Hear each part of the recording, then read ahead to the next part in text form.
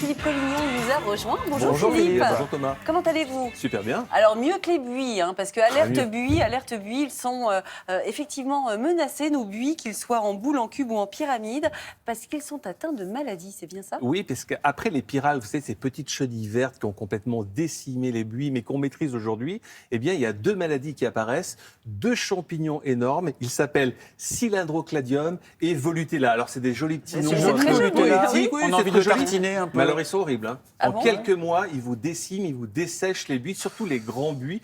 Et vous savez qu'on a les conséquences. On a arraché en France et dans le monde des millions de kilomètres linéaires de buis. Vous savez, À cause de ces champignons? Ces fameux jardins à la française, il n'y en a presque plus, à cause de ces champignons. Alors, il y a eu deux réactions. Soit on arrache tout, même s'ils ne sont pas malades, et on les remplace par des variétés qui ressemblent à des buis, avec des petites feuilles, mais qui ne sont pas des buis. Soit on fait comme à Villandry, on résiste et on va remplacer les vieux buis par de nouvelles variétés qui, elles, résistent à ces deux champignons. Regardez.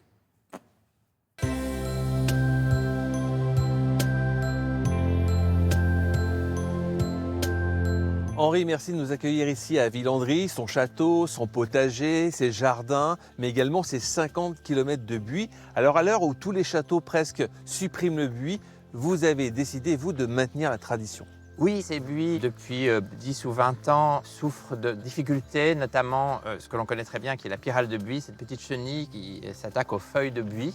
On a un traitement qui est une bactérie qui s'appelle Bacillus thuringiensis. Et il y a également les maladies fongiques qui nous ennuient là depuis 10 ans. Ces champignons s'appellent, c'est un peu technique, mais Cylindrocladium et Volutella. Et on soigne nos buis pour qu'ils soient le plus résistants possible. On les taille de façon spécifique pour que la lumière et l'air rentrent bien à l'intérieur du buis.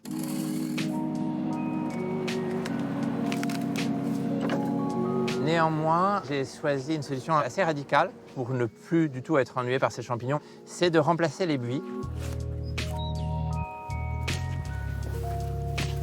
Le remplacement par une variété assez nouvelle de buis. Alors je travaille avec un très bon pépiniériste belge près de Gand qui a, en collaboration avec l'université de Gand justement, développé des variétés résistantes par hybridation. Et ce sont ces variétés que nous avons donc installées dans notre potager dans un premier temps et également dans les jardins où il y a ces plus hauts buis.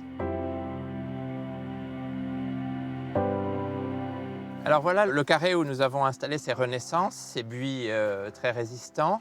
On peut aussi parler de budget finalement parce que ça n'est pas rien. Il y a 8000 buis, c'est à peu près 10 à 12 000 euros, plus le temps de travail. Chaque carré du potager va nous coûter entre 15 et 20 000 euros peut-être. Il y a du recul sur cette nouvelle variété de buis. Alors Villandry a été le premier site en Europe à les accueillir. Et pour l'instant, ça se passe très bien. Le pépiniériste, évidemment, vient régulièrement. C'est un espoir, en effet, pour les amoureux de buis, d'avoir ces variétés résistantes. Parce qu'on avait l'habitude que les buis nécessitaient très peu de soins. Et si on peut revenir à l'état antérieur, où on les observe sans avoir constamment à s'en préoccuper, ça sera très sympathique.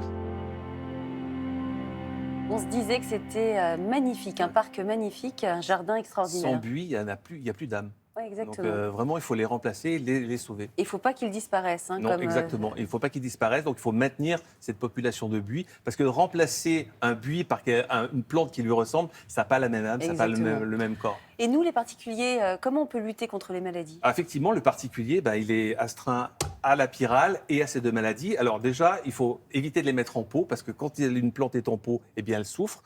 Il faut l'arroser, lui apporter de l'engrais et de ne pas faire des tailles trop sévères au buis. Donc déjà, ça va limiter l'apparition de ces deux champignons. D'accord, c'est déjà ça. C'est quoi ces petits buis là que vous avez Eh ben apportés, voilà, là c'est les buis qui vont remplacer d'autres buis avec d'autres variétés. Et c'est le fameux obtenteur belge qui les a trouvés. Et vraiment, la maladie n'a pas de prise dessus. Et ça, c'est dans le commerce, c'est pour tout le monde. Alors ça, pour l'instant, c'est uniquement réservé aux professionnels. Et dans quelques mois, on les retrouvera pour le particulier. Donc ça se vend bien sûr en masse. Mais c'est vraiment la plante qui va résister à ces deux champignons.